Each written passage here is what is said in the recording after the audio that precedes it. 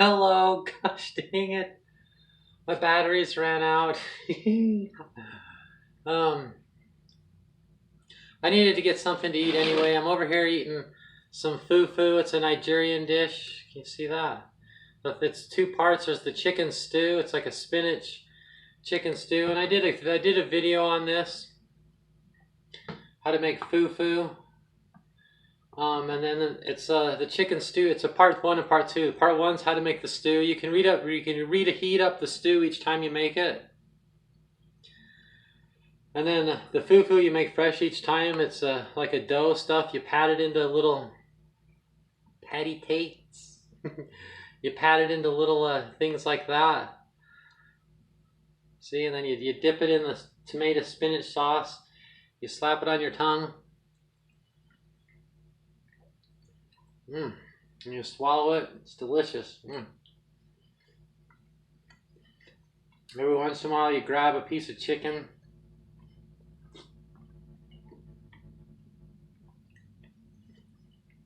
Get a better piece than that. Anyway, this isn't about me eating anymore. It's about me finishing this thing. I didn't have much more to say, but I didn't really get to finish my thing. So I walked through the four. I walked through Marcus Garvey, Malcolm X, Martin Luther King, and Haile Selassie. How they're different. And even the Rastafarians. So I guess 5 different things. Rastafarianism in general. And the early Rastas mostly compared to the newer Rastas, the newer generation of Rastas, which can be pretty different really from each other. But so I was talking about Dale Carnegie and people skills. Okay, so you don't manipulate people and how to win friends and influence people. You don't influence people by making demands and expecting them to give you stuff. The teachings of these African freedom fighters through time has been that you buckle up your bootstraps and you do the work, but yet you know your rights and you stand up for them. Okay. And Martin Luther King is a beautiful part, putting lots of emphasis on just we don't need to redo America. Because according to the Constitution and the Bill of Rights, we're supposed to just have those rights anyway. The truth is, when Haile Selassie became emperor, he gave Ethiopia their first constitution and gave up some of his power as emperor to give it to we the people. And he patterned it after the American Constitution. Haile Selassie is an artist that way, an artist of loving white people, learning from it, and applying it to Africa to help African problems. And he saw that they needed a constitution in Ethiopia. So you don't want to. It's not to make demands and everything like that. You need to focus on equality. Listen to Bob Marley's song "War," which is a nutshell of Haile Selassie's most famous speech. And he didn't say the "everywhere is war," the chorus. That's actually Jesus in Matthew chapter 24. So it's the lyrics are written by mostly Haile Selassie, but also Jesus, and then compiled by Bob Marley into the song "War." So it's a perfect song if you want to get the idea, really. That unless we do these things, peace will be just a fleeting illusion to be pursued but never attained. It can only happen through equality, and that's why there's war everywhere. What we see right now with the BLM and everything is war. It's conflicting ideas and people warring about it. It's not an effort to unify. It's a separation moment. And both parties are right, as usual. When mankind goes to war, everybody's praying to God. Okay? And God's, meanwhile, if there really is a God, is on everybody's side, but yet everybody's praying to that same God, So it's everybody's right, but everybody's wrong until we do it right. which is being one, being unified. So here's some quick tips. So just use the word some and most. Never say white people this and black people that. Say either some white people this or some black people that, or most white people this or most white people that. When you say all white people are bad and all black people are good, you're taking away the power from the white people that are good, because some of them are, and you're giving power to some of the bad people that are black, because some of them are. Racism, it doesn't work. You can't fight racism with racism. It's a failing concept through and through. So anytime you overgeneralize using race, we should take asking what race we are on job applications. We need to take race out of our speech. Just remove it out of our speech and stop doing that. And make the color of a man's skin be of no more significance than the color of his eyes. And aren't all eyes beautiful? Brown eyes are beautiful. Blue eyes are beautiful. Green eyes are beautiful. It's cool that there's different colors and we all just don't have brown eyes, which would be the recessive gene. That's what you'd kind of expect. But it's turned out that there's a variety of different eye colors. That's cool. But brown eyes are just fantastic, even though they're in the majority, and blah, blah, blah, But take that out of your speech. Don't say all white people. Never consider the problems you're trying to solve.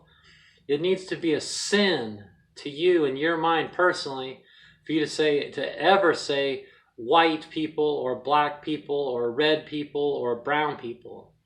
Say some white people, some black people, or most white people, most black people, or most of the black people I've known, or most of the white people I've known, or something that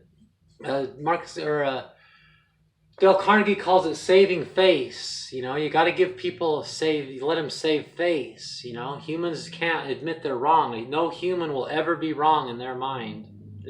Humans don't do that.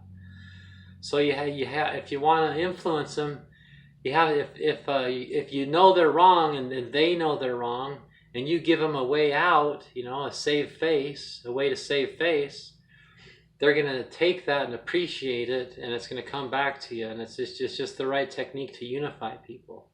Okay, so when you say things like that, you have to imply that some white people are awesome.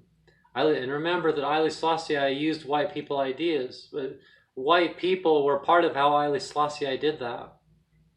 Okay, that's part of how Haile Selassie became so awesome, is because he wasn't racist. And he used white people ideas because he loved them. Love, the real meaning of the word love, but that's something I should bring up. I have a playlist on this. To love means to understand, or like Ross would say, to overstand. Okay? If you love someone, it means you understand them. You can empathize with them. So if a rock falls on their toe, it hurts your toe too. So we all need to empathize with each other. We all need to love each other and have empathy and not apathy, and work together so we can move on from these problems. With as many humans as there are, and as overpopulated as the planet is, we don't have time to be a bunch of children throwing sand on each other in the sand pit. We need to, first of all, we need to become potty trained and stop wearing diapers, and then we need to move out of the sand pit, and we need to, quit being such fucking babies and go get some work done. The earth is being destroyed. We need to figure out how to use natural resources. We've got real problems. These aren't real problems. Racism isn't a real problem. Police brutality, it is but what about the police brutality in that, okay? It's true. Those things are happening. But again, save face. When you're saying that all, you're not using these rules that I'm saying, and so now you've just made white people, you pushed them away, and now they think that it's all a bunch of bullshit, it's a conspiracy, and they're often these little things that human brains do. You didn't use the right techniques. There really are black people being racially profiled and treated poorly by bad cops. So we need justice done to those cops, but to get everybody to love and appreciate what's happening, we need to use the right skills of unity so that that's possible. Okay, so we can't. It's not a contest of who's the most victimized, black or white people. It's not really even a race thing. The racists are the cops that are racial profiling, the bad cops that are racial profiling. Another problem, when you go in and you care about cops and you care about their perspective, you realize it's because their bosses and their pay systems and the system of cops is they want results. It's not really so much as that it's racist, is that they want results. You know, they need so many tickets. They're like, oh, you've only had 3 tickets this month. You know, you're doing a bad job. I expect 30 by the end of the month. And all of a sudden they have to do a bunch of tickets. So they just have to use their best guess of who a bad guy is. And they start racial profiling so they can get their numbers as soon as possible. Okay. So we need to change it, not so much defund the police. But we do, like spending millions and billions of dollars on military and war and police when is not a good idea. We need, you know, the living, the minimum wage, the health care, the educating of youth, the things that really matter are more important than that, you know. And to be a, you know, if you listen to the Beatitudes of Jesus, it's more of like the philosophy of not so much turn the other cheek, though he said that too, but it's more like just, you know, be a good person and let your light shine, and things will work out in the end, kind of like, you know. So if we're preparing for war, live by the sword, you die by the sword, you know. So yeah, defund the military and the police in the fact that, in the way that, maybe find a better word than defund.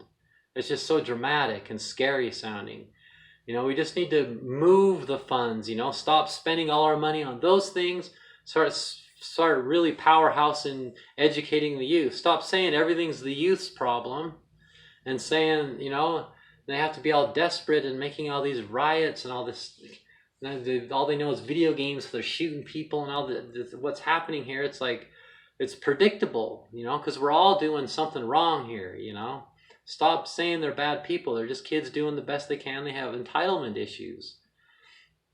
And you kids, you need to realize that and stop being so hasty and recycling hate and racism and things that we already know doesn't work.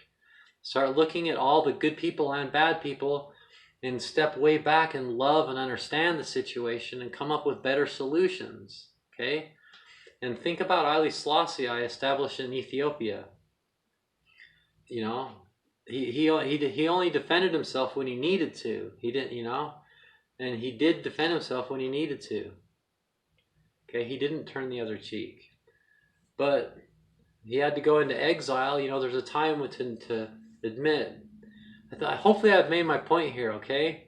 So that's what's wrong here. It's not, the BLM isn't evil. And it's you know, none of the people on this argument's evil. It's just that, you know, it's something does need to change in a revolutionary way, but not, you know, think about Martin Luther King, but not, I mean, we already have the tools that we need. Okay, the Constitution is already, I mean, everything's the Bill of Rights and the Constitution is already set up, so it should be equal. We're supposed to be a melting pot, you know, so they're out of line. They're not really being Americans, are they? They're not being Americans. Okay, so we don't need to be Marxists and communists, though we could probably, like Marcus Garvey says, learn a few things from it and maybe adopt a couple things here and there or something, but really it's not so much about changing the system as it is changing our vision and stop being you know, so hasty and overgeneralizing and racist and unempathetic of other people, and start unifying and see the beauty in everybody and developing new philosophies that don't involve race. Just stop it. When you try to solve the problem and try to explain the problem, don't make it so much about race. Like Morgan Freeman says, stop talking about it and it'll go away. That sounds like it won't go away. It will. That's not what that means. Justice, yes. Fix the problems, yes. But not using the philosophy in a language that's racist. Replace it with a new philosophy that isn't racist. Okay. So, and then there's the lyrics of Bob Marley. Bob Marley, who was a Rasta like me, definitely would agree if you listen to his lyrics. Okay, he's pointing all these things out, saying Haile Selassie is the best too, saying Jesus is pretty cool too, and that's what Haile Selassie would say, and so we're pretty much saying all the same things, but you never hear him say, he's a revolution. He's saying a revolution. He's saying the same things, but if you listen closely, it's the fight is for equality and justice, but not getting things for free because people need to be sad because something bad's happened to you. Racism is bad. What happened during the days of slavery is horrible. You've seen the movie Amistad? Amistad? Yeah, I used to live in Spain. That's where I learned how to make fufu. I had some roommates from Nigeria and they taught that to me. But amistad is how you pronounce it in Spain. It's a Spanish word. Amistad, I think you guys call it. You should watch the movie Amistad. It's a great movie. Watch Roots, watch the story of Harriet Tubman, and just love Black history. It's American history. We all can learn from it. But the message is equality, not racism. Okay? For everybody, including Black freedom fighters for the BLM. You guys are awesome. You're doing the right thing. It's a cool slogan, and the things you're trying to do is really cool. The Republicans suck. I don't know why anyone would be a Republican, but like Martin Luther King says, Republicans, it doesn't matter. That doesn't matter. We come together as one. I mean, America's supposed to have Democrats and Republicans. There's supposed to be that difference of opinion there. That doesn't mean one isn't American. It's American for there to be both of those perspectives. Okay, and it would be cool if we had more than two parties. And blah blah blah. We'll see what we can come up with in the future when we start appreciating unity and diversity and some of these concepts. But the fight is equality and justice, but not deciding who's the biggest victim and who's to blame and who needs to give who some free stuff and things like that.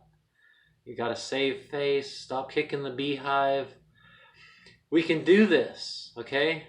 So just please take my message to heart and watch the playlist. I'll leave a link in the notes of the playlist, which will have some speeches from Martin Luther King and Malcolm X and this, okay?